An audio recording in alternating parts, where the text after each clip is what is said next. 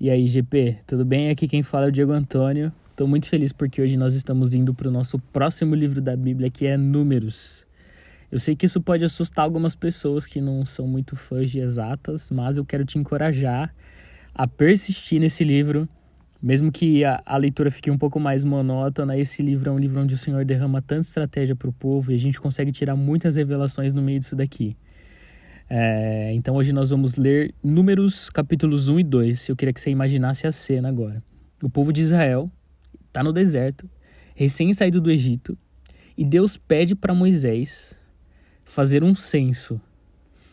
Ele pede para Moisés contar a quantidade de homens com 20 anos ou mais que podiam lutar. Então talvez se você tem essa idade aí, meu amigo, não ia ter outra não, você ia ter que ir pra luta, tá? Não ia ter pra onde fugir. Todos os homens que tivessem 20 anos ou mais e que podiam lutar, eles foram convocados ali, contados nesse censo. E no final, a soma foi de 603.550 soldados. Mas tem um detalhe importante, que a tribo de Levi ficou de fora desse censo. Por quê?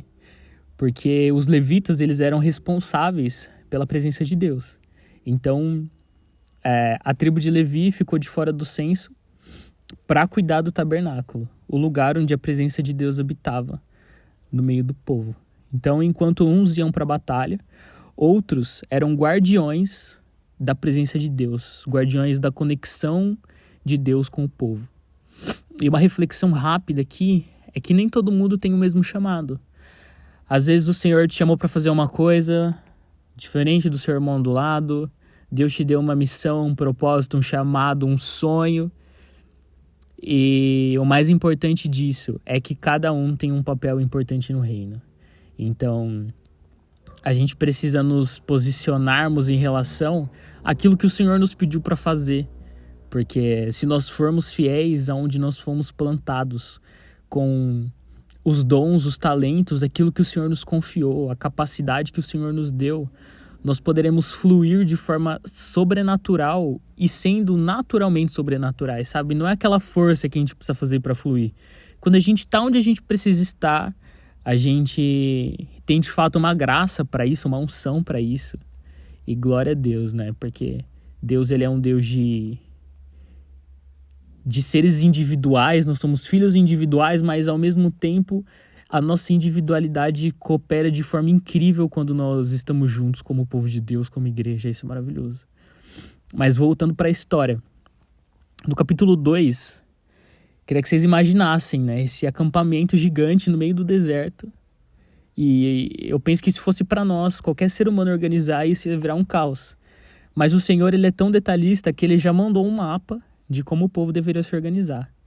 Então o tabernáculo ele ficava no centro, rodeado pelos levitas, e isso já nos ensina uma coisa: a presença de Deus ela tem que estar no centro das nossas vidas. E aí depois as tribos foram divididas em 4 grupos, cada um com a sua bandeira, né? Uma bandeira ali que representava a sua tribo e as suas posições. Então do lado leste ficaram Judá, Issacar e Zebulon, que eram os primeiros a marchar. Do lado sul ficaram Ruben, Simeão e Gade, que ficavam logo depois ali, do lado leste. Do lado oeste, Efraim, Manassés e Benjamim, que guardavam a retaguarda. Do lado norte, Dan, Asser, Naphtali, que eram os últimos e mais importantes na defesa. E cada tribo sabia exatamente onde ficar, o que fazer, como fazer, quando se mover. E isso evitava bagunça e fazia que o povo avançasse com o exército organizado. E nós falamos muito já sobre isso no último livro que nós lemos, mas Deus é um Deus extremamente organizado. Deus não é um Deus de bagunça, de desordem. Então, seja nos nossos estudos, trabalhos, relacionamentos, até no nosso tempo com Deus, a organização faz parte e faz toda a diferença.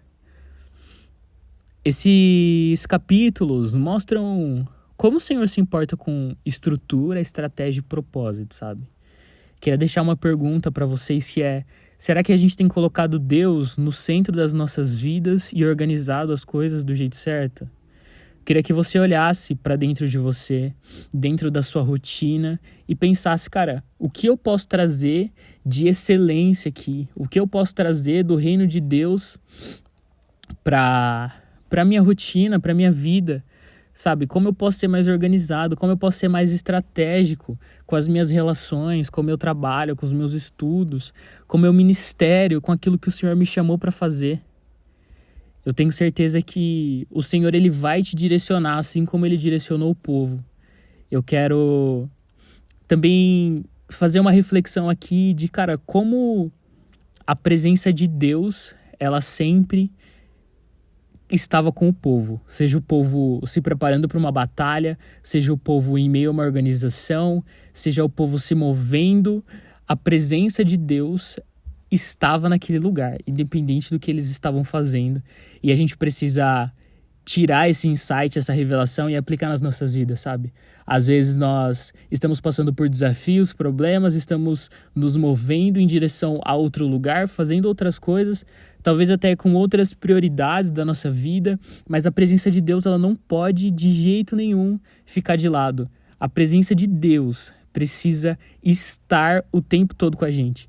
E isso o povo estava fazendo ali. Os levitas, eles estavam fazendo essa manutenção, guardando a presença de Deus, ministrando ao Senhor, adorando ao Senhor enquanto o povo estava ali, marchando, guardando as suas casas, as suas famílias. A presença de Deus estava ali o tempo todo. Então isso é muito importante para nós. Eu quero orar com você nesse momento. Senhor, obrigado porque o Senhor é tão incrível, tão maravilhoso, poderoso. O Senhor é um Deus extremamente organizado, detalhista, excelente em tudo que o Senhor faz. E assim como o Senhor deu direções para o seu povo naquele momento, eu te peço que o Senhor nos direcione, nos guie naquilo que nós devemos fazer, que o Senhor nos chame de fato, Senhor, para lutar por Ti, para lutar pela causa do Evangelho. Nesse período em que nós estamos vendo, Deus, o mundo se perdendo em tantos costumes, em ideologias, Pai, que o nosso coração esteja guardado e que a Sua presença esteja em nosso meio o tempo todo, Pai. Não nos deixa nos mover para um lado, para o outro, se a Sua presença não estiver conosco, em nosso meio. Eu te peço, Pai, e te agradeço. Em nome de Jesus. Amém.